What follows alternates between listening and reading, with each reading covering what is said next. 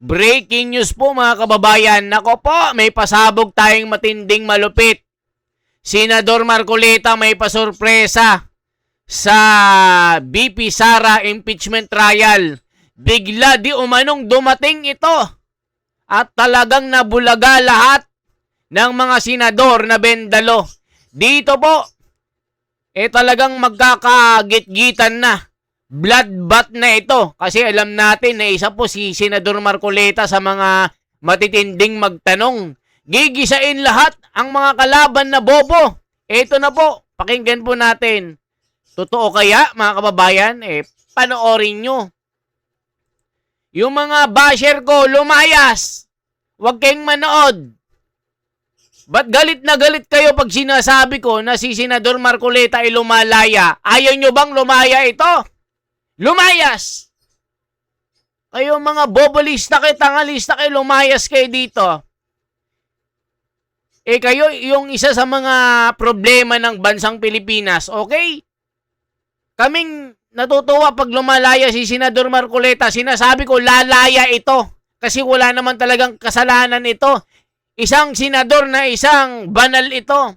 Walang kasalanan, talagang inapi at ginipit lang ito. Alam natin na si Ping Lacson ay ginagawan lang ng kasalanan nito gaya ng panggigipit kay Cayetano. Kaya kayo mga bobolista, tumigil-tigil kayo ha.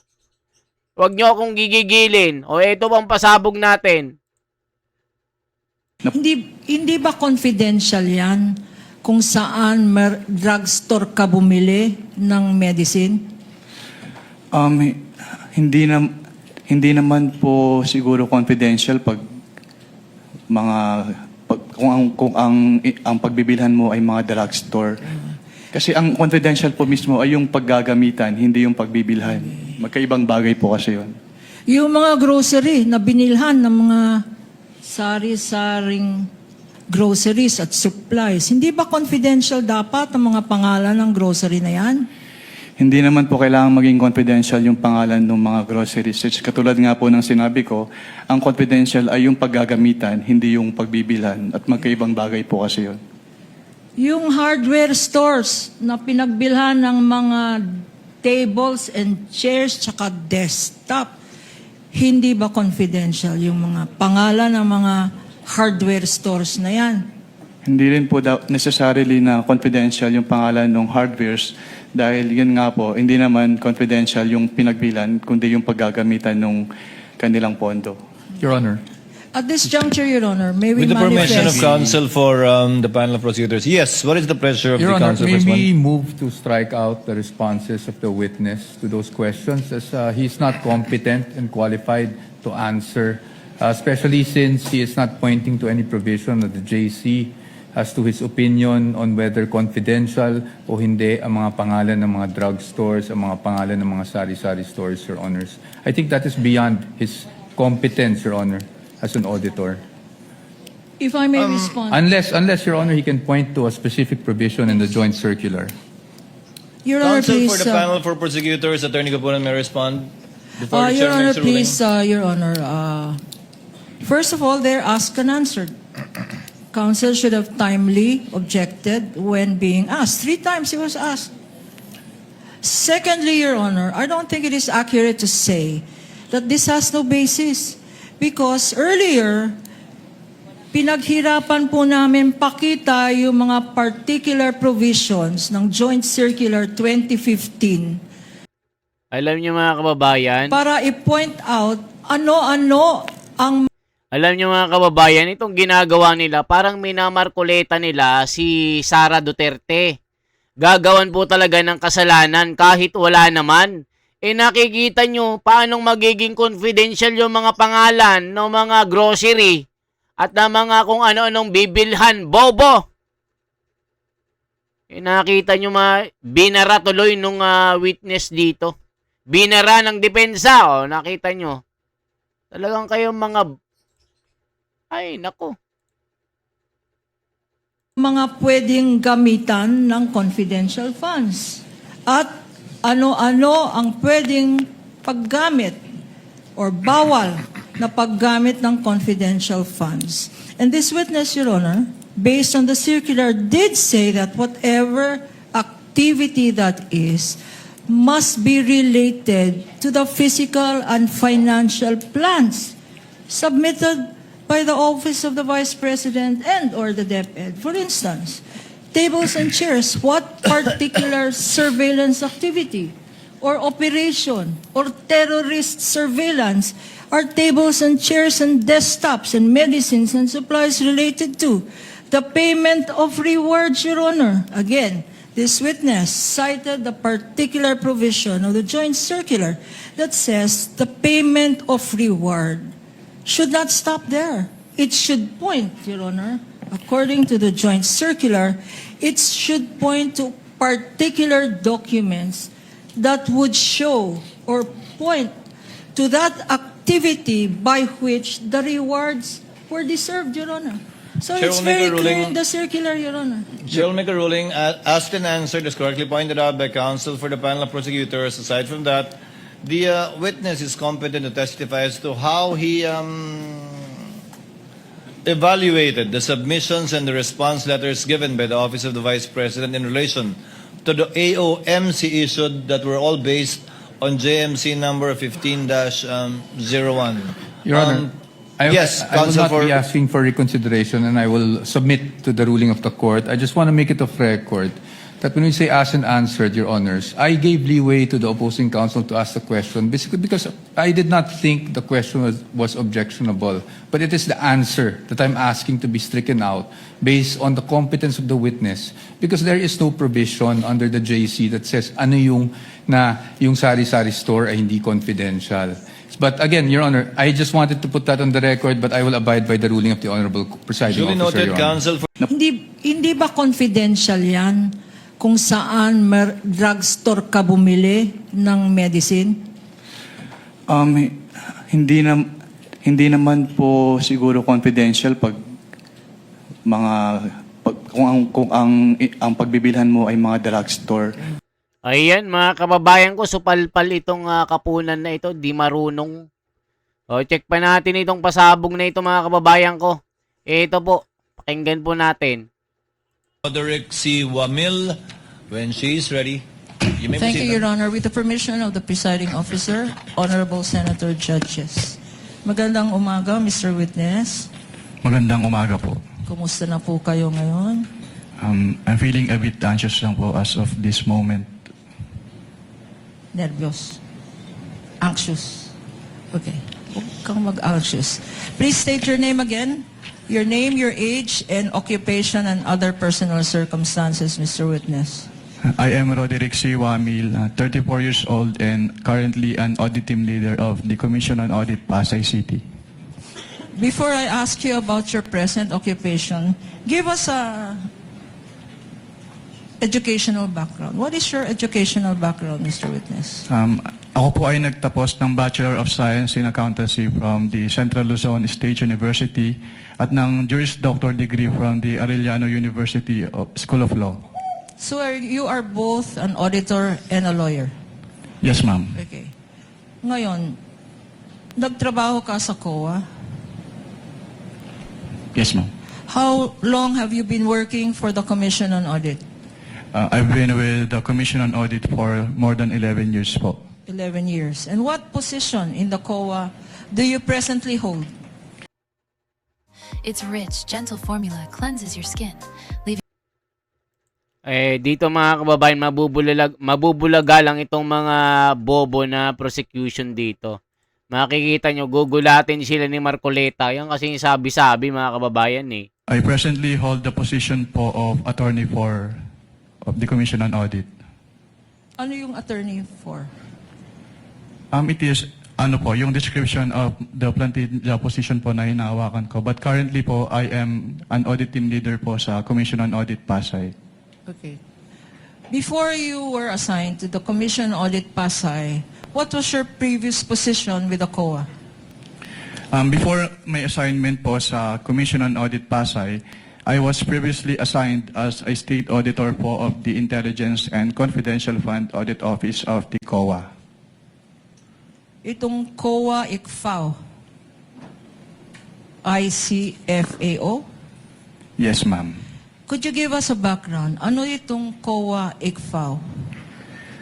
Ang COA ICFAO po ay yung office under the office of the chairperson in charge with the conduct of the post-audit po ng liquidation of the confidential fund and intelligence fund of the various government agencies, which include the national government agencies, the government-owned or controlled corporations, and the local government units po. Na-mention mo ang intelligence at confidential funds. For our understanding, para maintindihan namin ngayon, ano ang intelligence funds at ano ang confidential funds? Ang intelligence funds po under the Joint Circular 2015-01 ay yung lump sum appropriation po na provided in the budget of the agency concerned with respect to their intelligence operations. While Ano naman ang confidential? Dito mga kababayan, sinasabi nila, kapatid daw ni Dilima itong si Kapunan. Kapatid ba ito ni Dilimang Maleta? Kamukha sila, no? Hala ka. Niloko nila ang taong bayan. Klarong-klaro, korap yun. Nasa likod ang mga buhaya. Nako po. Ilang porsyento na lang ang nanonood ng impeachment. Trial, walang saysay. Na waste of money. Di kalibre pala yan si Kapunan. Mukhang bobo, sabi ng ni Lucio. Wala namang nailantad ang witness na pagnanakaw at illegal na transaksyon at gawain. Kaya laban lang, attorney, good job. O, kita nyo? funds? ang confidential fund po based on the Joint Circular 2015-01 ay yung lump sum appropriation po ng concerned agency para sa kanilang confidential expenses. At you earlier said, sinabi mo kanina na ang office ng ICFAO ang nag-audit ng national government agencies. Anong ibig sabihin ng nagko-conduct ng audit? Anong klaseng audit ang ginagawa ng COA ICFAO? Ang audit po na ginagawa ng COA ICFAO ay compliance post-audit po. What do you mean by compliance post-audit? When we say compliance post-audit po, we evaluate a certain subject matter which is covered by the audit with respect to a certain criteria po which is usually po yung applicable laws, rules, and regulations. And in case of the confidential and intelligence fund, ini-evaluate po namin yung liquidation ng confidential and intelligence fund based dun sa criteria na presented ng Joint Circular 2015-01. At pag sinabi naman pong post-audit, ginagawa po namin yung audit after the fact of the disbursement. So, ini-evaluate po namin kung yung disbursements ay properly supported with complete documents as required by the applicable rules and regulations. And if yung disbursements po ay hindi illegal, hindi irregular, or hindi improper. At sa pag-conduct na sinabi mong post-audit, ano ang basihan ng ginagamit natin?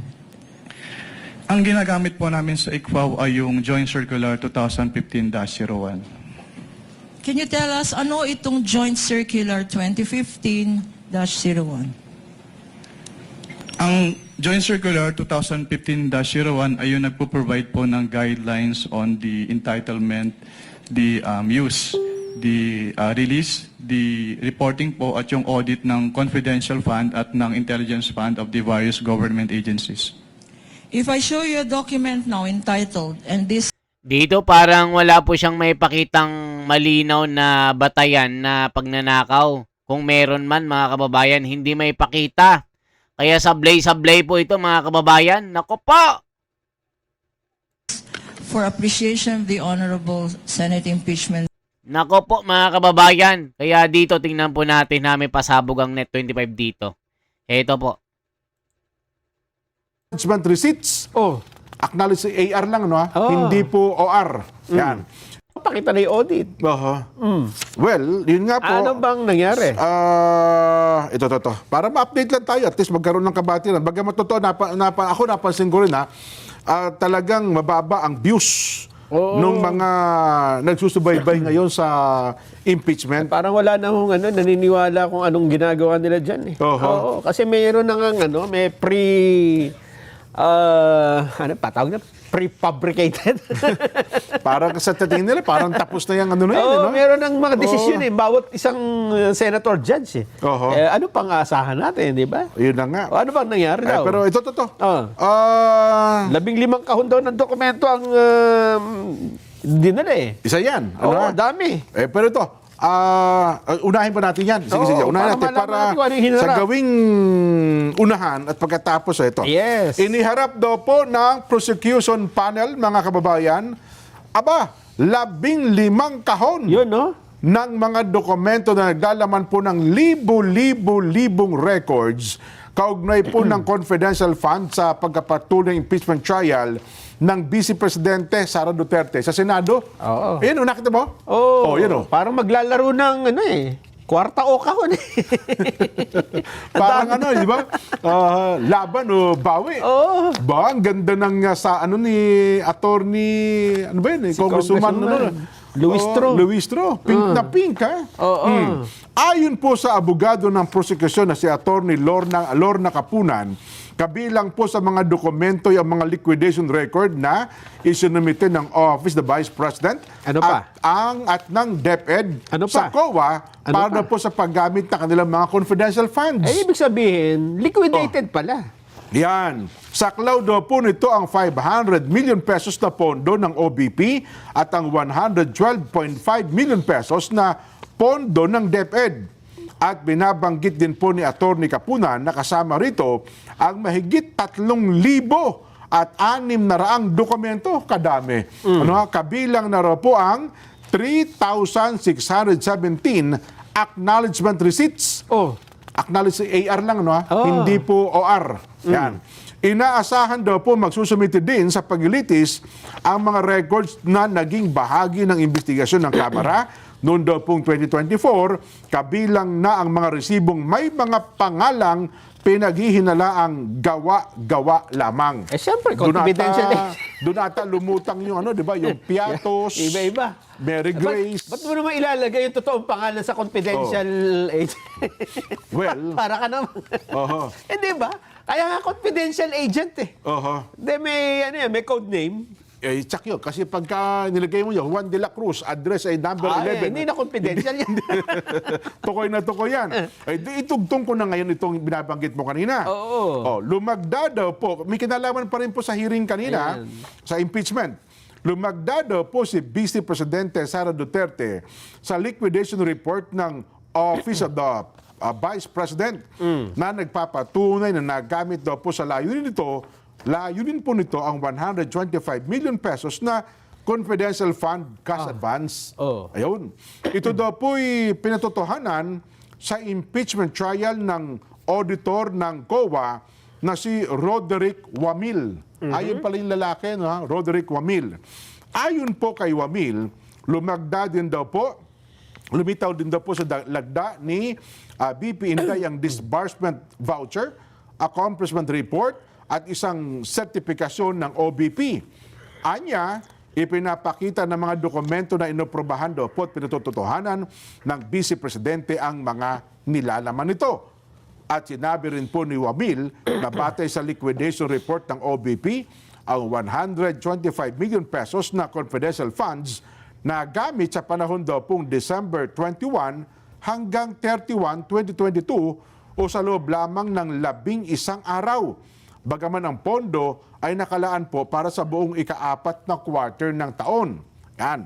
Tinukoy din daw po ng saksi na hindi nakasaad sa accomplishment report ang mga tiyak na confidential activity na pinagamitan ng pondo, kaya hindi umano nito natugunan ang kinakailangan sa ilalim daw po ng Joint Circular Number 2015-01.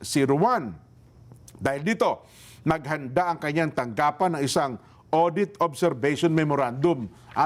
Nung taon pa lang yun, Nason, ito pa lang si Wamil ay isa sa mga naka-assign doon sa COA Igpao.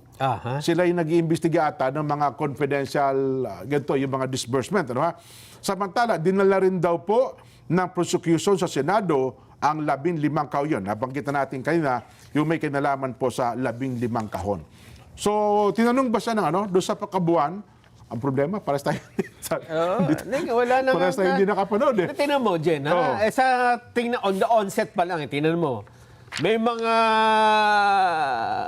mga dokumento, di ba? Ilang kahon yun? 15 boxes. Oo. Na mga ano yan, disbursement, Yes, mga oo. liquidation. Yes. Ibig sabihin, yung paggamit, hindi basta... Oo. Ewan ko ba't nila pinapresent yun, di ba?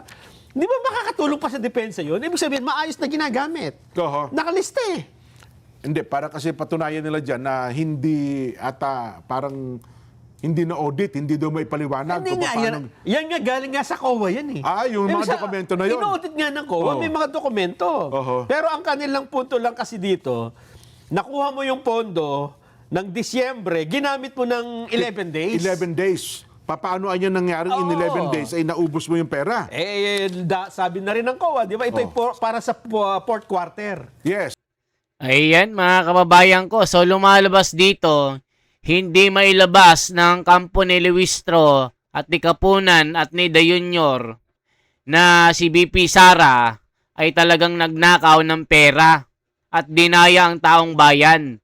Mga kababayan ko, klarong-klaro na ginagawa nila ito parang kay Marcoleta para mapakulong si Sara, para mawala sa pagka-vice presidente. So dito mga kababayan, lumalabas na gawa-gawa lang nila ito. Okay po, shoutout sa inyong lahat mga kababayan. Mabuhay po, ako si The Wonders Philippines at i-like at i-share ang bidyong ito. Salamat po mga kababayan.